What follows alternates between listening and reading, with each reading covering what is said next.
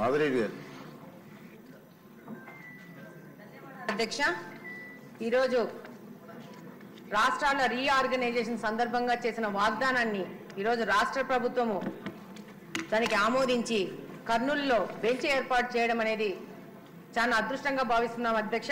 కడప జిల్లా నుంచి వచ్చి కర్నూలులో బెంచ్ ఏర్పడడం అనేది మా యొక్క రాయలసీమ జిల్లాల యొక్క అభివృద్ధికి ఎంతనో దోహదం చేస్తుంది.